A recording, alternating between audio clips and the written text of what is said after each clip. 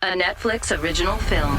The Wi-Fi isn't working. In the event of a global communications breakdown, do the following. Stay inside. What just happened here is happening everywhere. Avoid strangers. We've all been deserted. I don't trust them. And most importantly, do not panic. Julia Roberts. What happens next? Mahershala Ali. I knew something was coming. Leave the World Behind. Rated R. In select theaters now and on Netflix December 8th. Today on CityCast Chicago, construction at the migrant camp in Brighton Park stops, starts, and stops again. We got a Christkindlmarket mug showdown, and can you pass a constitution test for Illinois 8th graders? Executive producer Simone Ali is here with me to talk about it all. It's Tuesday, December 5th. I'm Jacoby Cochran, and this is what Chicago's talking about.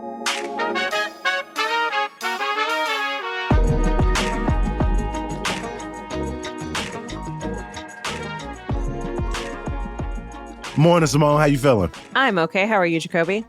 I'm doing well. We starting off with a story that kind of, took up a little bit of my weekend in terms of the news that I was paying attention to, and it was coming right out of Brighton Park. Late Friday, Mayor Brandon Johnson dropped the environmental assessment that people had been waiting all week to read, and let's just say it didn't go over smooth. Early Monday, Governor Pritzker's office put a temporary stop to the construction on the temporary migrant encampment at Brighton Park as he awaits word from the Illinois Environmental Protection Agency. So basically, the assessment came down so late Friday that neither the state got it, all the people didn't get it, the media didn't get it, and now Pritzker is putting a pause on things. Simone, I mean, we've been talking about this for weeks. We understand, right? There is a need quickly to house people who are arriving to Chicago by the thousands now, the tens of thousands. But can you kind of break down how late Friday went? Yeah, so there's a couple things going on here. In addition to the fact that, it wasn't until like 8 p.m. on Friday that publications were able to kind of get a hold of this and start putting out stories about what was in this assessment. They had to do that via a Freedom of Information Act request. So it wasn't something... Just wasn't handed over to them.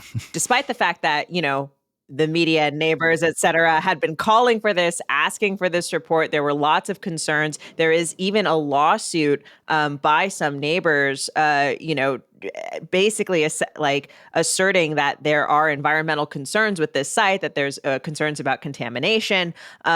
And so everybody, and the city had sort of been saying, we're doing an assessment.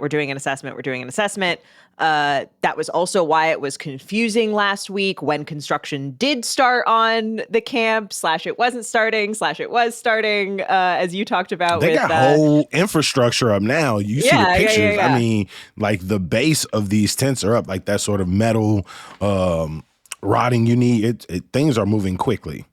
And part of the confusion was, well, I thought you weren't going to start this construction until this environmental assessment came out. So just the whole kind of presentation of it was confusing and felt, it feels very much like, what are you trying to get away with? What are you trying to hide? What is going on here?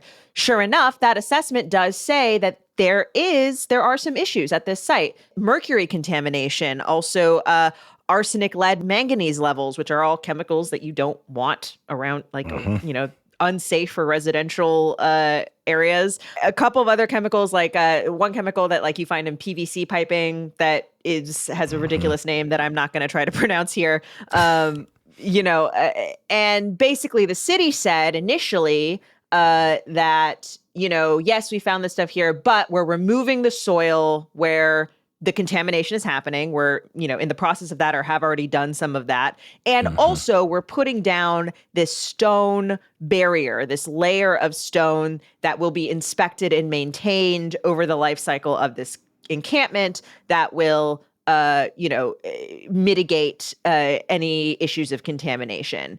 But come Monday morning, Governor Pritzker's office is like, okay, that's cool that you say that, but also we kind of need to take a look here because the state's environmental agency hasn't totally seen this report yet. The city also said, we basically did the analysis based on the Illinois EPA's, standards, and based on our analysis of that, we think they comport.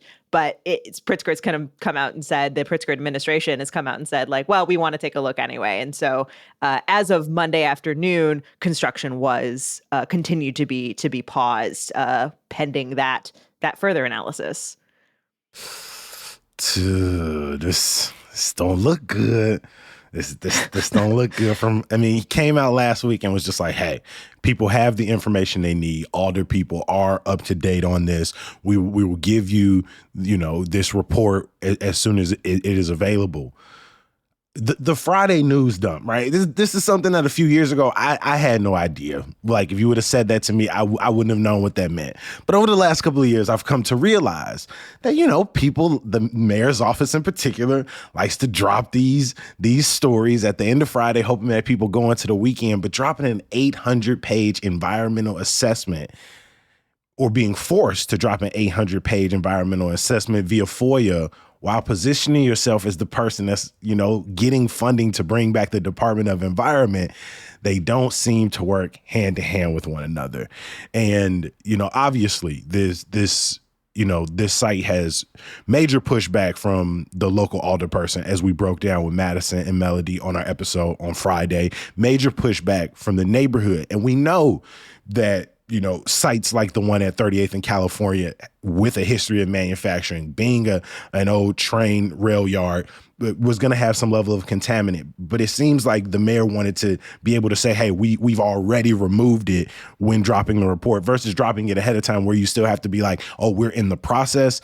But it just doesn't look good. And now it seems, with the governor shutting things down on Monday, that, some reporters are saying this might be another example of maybe some underlying tension between the governor and the mayor, which, people are starting to question, right? We're at the end of 2023. What is that working relationship? And this one don't necessarily look like a good sign. Especially when it comes to this encampment in particular, right? And sort of the sort of how the city has been dealing with the influx of migrants at large. I think this whole idea of a winterized base camp, right, was sort of first sort of in the public eye when the Johnson administration kind of said this was going to be the plan, this fall. But there is some reporting that indicates that it was actually Pritzker's administration that kind of first floated the idea before Johnson was even elected. It was earlier in the spring.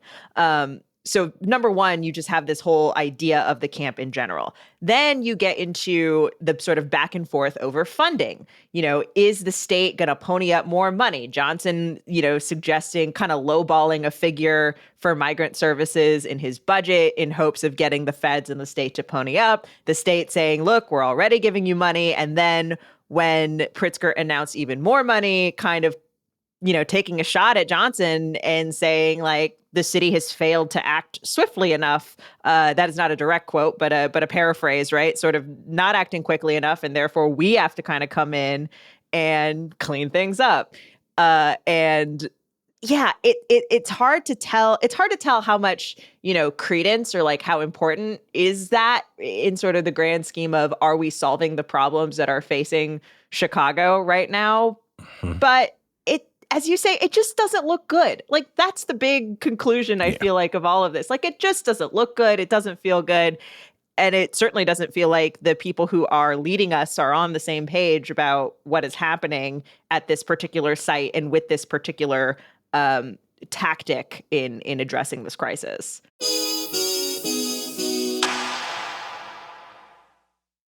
Right now on our website, chicago.citycast.fm, you can find our latest bracket. If you've been listening to CityCast Chicago, or you've been reading Hey Chicago for any bit of time, and we love a good bracket, whether it's our own or somebody across the city is doing one. And right now we got a showdown going on between Christkindlmarket mugs, right? So the Christkindlmarket is currently taking place across multiple locations in Chicagoland, namely downtown and in Wrigleyville. But as I understand, the mug is sort of a special part of the event. Simone kind of put me on to this because I'm just becoming familiar with the market in the last couple of years, but this mug showdown is really new to me. I'd never seen all of these pictures before.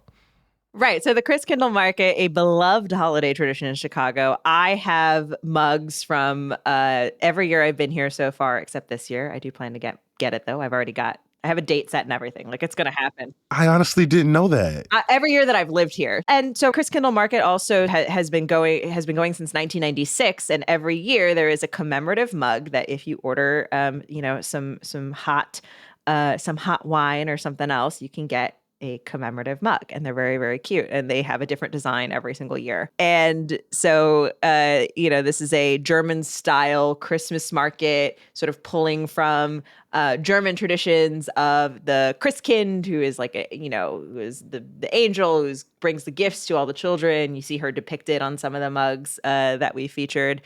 And basically what we did, we could not do all of the mugs, from 1996 to 2023. That's too many mugs. That wasn't going to happen.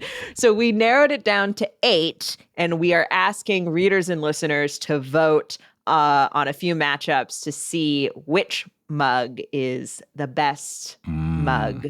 And I personally have very strong opinions. You got the red mug face off. You got the tall mug tangle. You got the blue mug battle, the blue boot-shaped mug boots. battle. Yeah. And then you got the old versus the new with the most recent and the oldest one. Let me ask you this real quick before we jump into your opinions, because you have a couple of them. You wonder about the quality of it. Like, are these good mugs? Have you been using them? I use them all the time. I use them for coffee. I use them for tea. They are they're on the small side, right? They are it's not like a huge 16-ounce mug, right? But I literally have one on my coffee table right now because I had tea last night and I had it out of that mug. So they are very usable and user-friendly, and I like them. I will say, though, that does work into my opinions. I have okay, I'm like, who's your number one seed here and why? I imagine we'll get to your mug breakdown, what's important to you, and who you think is your leader. I think 2023 is the best one yet. For me, it's all about mug shape.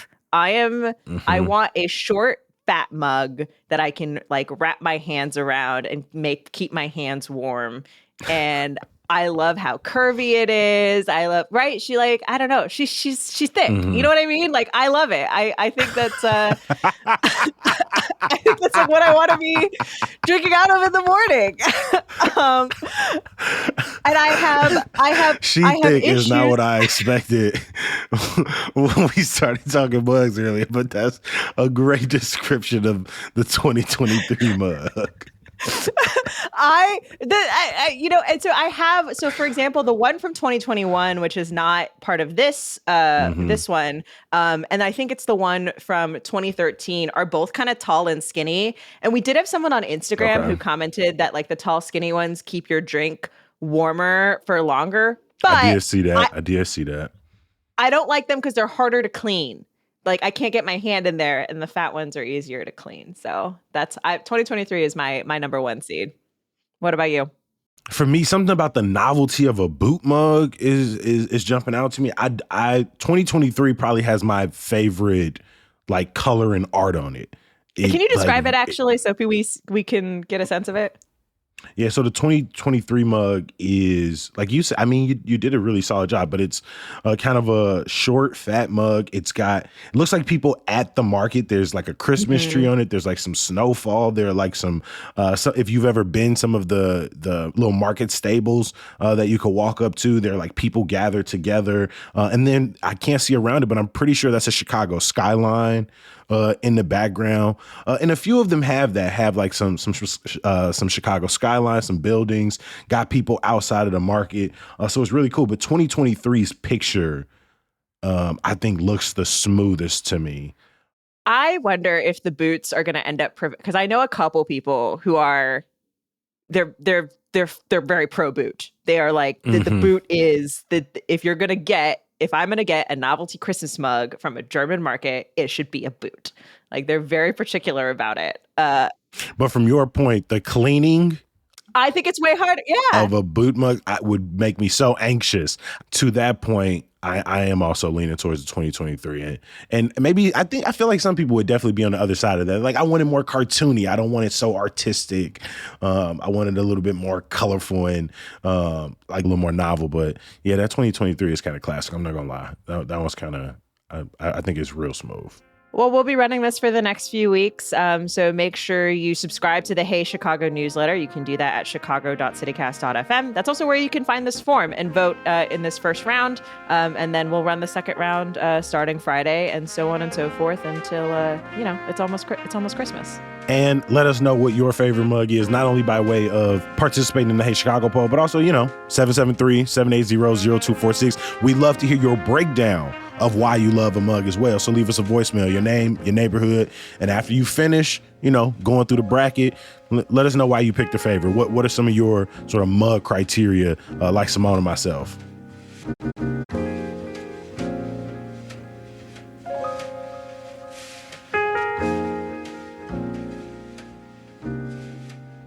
Man, I had some flashback this week because the Chicago Public Media put out this Illinois Constitution test. It was making me think about that show, Are You Smarter Than the Fifth Grader? I mean, I watched some of them episodes and sometimes I left like, I don't know. But this one, this Constitution test is for eighth graders. They put out a 15-question quiz and, Simone and I took it. Simone, how you do? I passed. To be fair, I did not go to school in Illinois. I was never an eighth grader in Illinois. No, that makes sense. So I got a 12 out of 15. So I did okay. I did all right. It's a solid B, I believe. I remember getting ready. Yeah, I remember getting ready for the Constitution test. I want to say it was around I feel like we did it in seventh grade and then had to do it in high school as well. And I felt better prepared by my seventh grade teacher than I did by my high school teacher. But I took it, I got a little 14 out of 15, nothing too big. I wonder if they're doing this right now because do you know the day Illinois was founded? It's one of the questions on the quiz. It doesn't have the day, but I do know what day Illinois was founded. It was founded on December 3rd, which was this Sunday. Yep. So, it's a good time to think about our nation's history. But one of the questions I did get wrong, so it's a true-false quiz, and the very first question is, Illinois became a state in 1848 and was the 21st state. I knew it was the 21st state, but I totally blanked on the year. And so I said that was true. That's extremely false. And I should know it was false because 1818, the year that Illinois was actually became a state, is on our flag. And we did a whole episode about our flag. And I spent a lot of time looking at it. And I spent a lot of time learning that fact. And so I really should have known it, but I did not. In 1848, Illinois got its second constitution. Oh, so it's okay. I like that, though. It's like a sneaky question. I'm into that. The one I got wrong was number 8. Your state legislator has the same lawmaking scope as the U.S. Congress. And I said true, and the answer is false.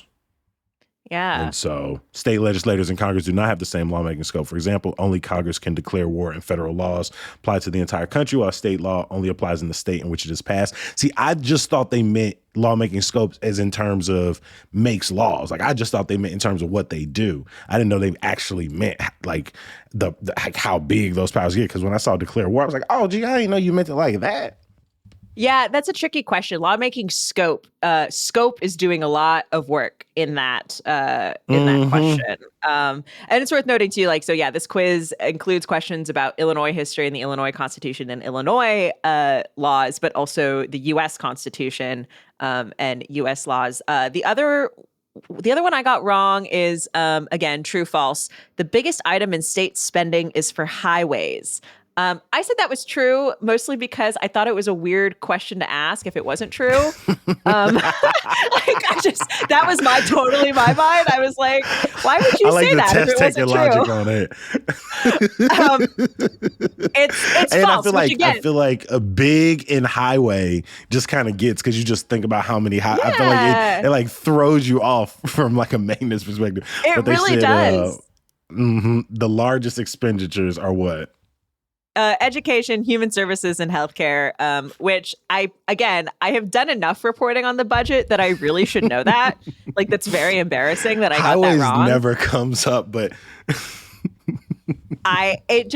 it totally hit my brain a certain way, and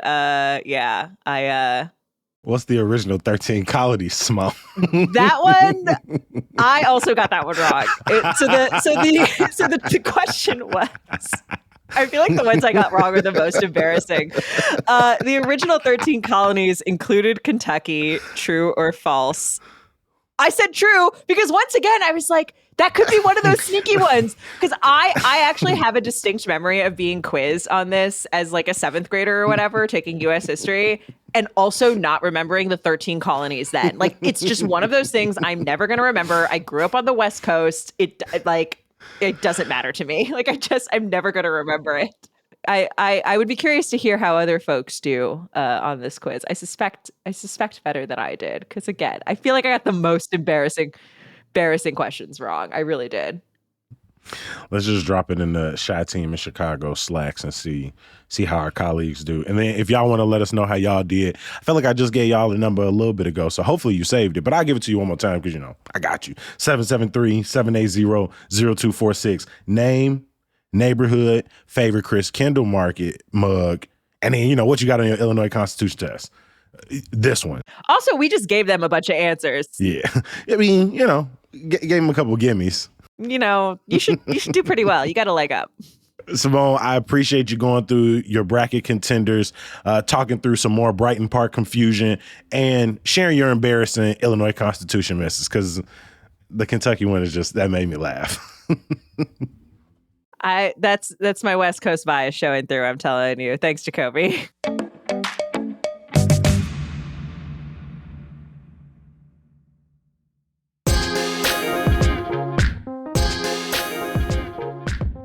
Before I let you go, some good news. One more week is left in the Love and Nappiness Hair Care Drive. They've got 6 drop-off locations around the city and are looking for not only hair care products, but also body and face soaps, toothbrushes, and more. To get a link, check our show notes or visit our website, chicago.citycast.fm. Our newsletter editor, Sydney Madden, recently spoke with the Drive's founder, Matt Muse.